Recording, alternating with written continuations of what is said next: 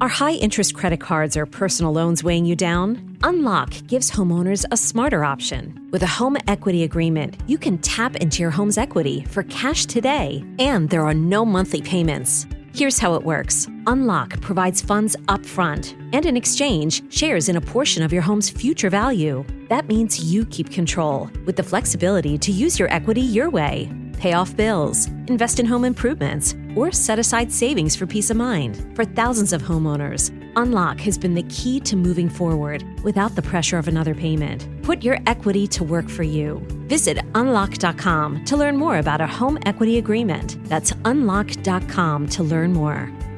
Terms and conditions apply. Not all homeowners will qualify. Not available in all states. Actor Portrayal. Home equity agreements are offered by Unlock Home Equity Solutions, Inc. In certain states, NMLS number 2657081. Visit www.consumeraccess.org for more info.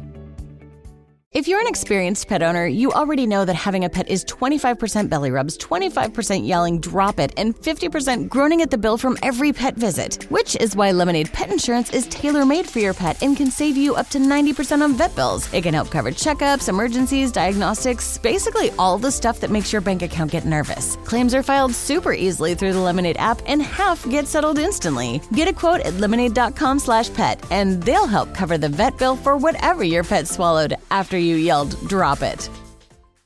And I think that kind of natural rebellion, that natural juice that you have, is irrepressible. Bruce, Warren, blessed day. Blessed day to you as well. Thanks so much for the time. I really, really appreciate it. The Testaments is another incredible series. And I would love to hear from you both why you wanted to continue the story. Well, I think first is Margaret wanted to continue the story, and Margaret had more of the story to tell. So, really, I've taken my guidance from her from the very beginning. I mean, I was a Handmaid's Tale fan long before I ever got involved in this project. And so I think that when Margaret started to talk about writing another book, it was very early in our process. I mean, it was 2018 when she started to talk, and Handmaid's was only a year old.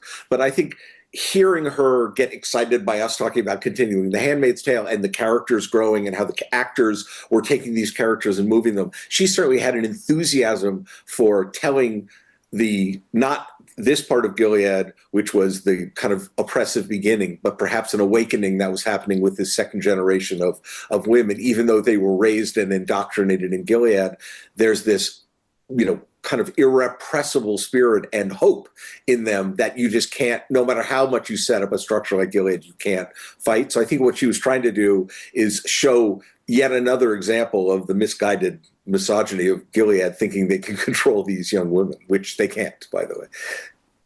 Well, this is one of the things I think is so fascinating about Testaments. Of course, coming after The Handmaid's Tale, which, for lack of a better way of stating it, feels like a show that's looking out of Gilead. This feels like a series that has changed perspective and is looking in. Can you talk about that difference and how that affects and shapes these characters as it moves forward? Well, I think that, it's built on purpose that way. We follow a new character, Daisy, into this world. So we're really getting, even though we know Gilead, I think for an audience member, it was very important to me that the show was accessible, even if you never saw Handmaid's Tale or had never heard of Handmaid's Tale. It should be interesting and fascinating, and these characters should be completely on their own. And anything you hear about a handmaid or something should be fascinating. So I think that it has to be its own world, and it has to be independently satisfying. So I completely forgot your question, but well, I think you actually answered it, Bruce. Oh. Yes, it is a different point of view, and that enables us to have a new perspective on Gilead. These women, these young girls, right, have never known a world that wasn't Gilead, and they're brought up in a privileged way. So season 1 is their awakening. What is this world that I'm really a part of? And then what do I want to do about it? And their youth, their strength, and the quests they take on, that's what gives us hope. I love that you use the word hope because there does seem to be that embedded in the series. However, one of the phrases that kept coming to mind as I'm watching it is generational shame. And as we begin to wrap, I wondered if you could talk about that as an idea in this series, because certainly you're right. Many of these young girls have just grown up in this world. They don't know anything else, and it's been passed down to them. Well, I think it's absolutely true. I mean, how much do you take on the mistakes of your previous ancestors, even if they're right around you, especially when you were brought up by this world, not with an influence in it, but under the thumb of it. And I think you do. I think that one of the things that's difficult about our girls is that they're coming to terms with their complicity in the world and their blindness, not only at what's going on beyond their sights, but within them. What's being repressed, what's being pushed, what parts of their personality are not being allowed to be expressed. So all of that stuff, I think, is they're living in a world where it's this personal limit as in addition to this world limit. And I think when it's your own limit you're pushing against, when you reach adolescence, it doesn't matter what the world says. You push against those. You rebel in your own way. And I think that kind of natural rebellion, that natural juice that you have, is irrepressible. It does not, no matter what society you put it in, it does not go away. It existed in Nazi Germany. It existed, all across Africa when there were movements like that. It does not go away. And I think that that hopefulness comes from the fact that, hoping for it or not, it's going to happen. You've got these grenades you pulled the pin out of when they were born, and they're going to explode into women. And you should really start thinking about the fact that what you thought was going to contain them really isn't going to contain them. And what are you going to do now?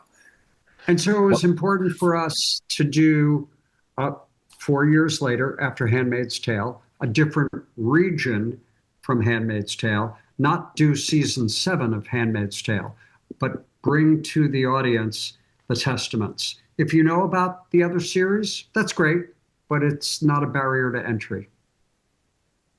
No, absolutely not. Absolutely not. This Good. is an open door with a new series in an old world.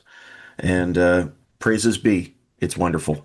Thank you both so much for your time. I really do appreciate it. Have a wonderful day. Thank you so much for watching. I'm glad it wasn't torture. Listen, it's a hard watch. Okay. It is. Yes. I know. I'm sorry. I hope it is torture, but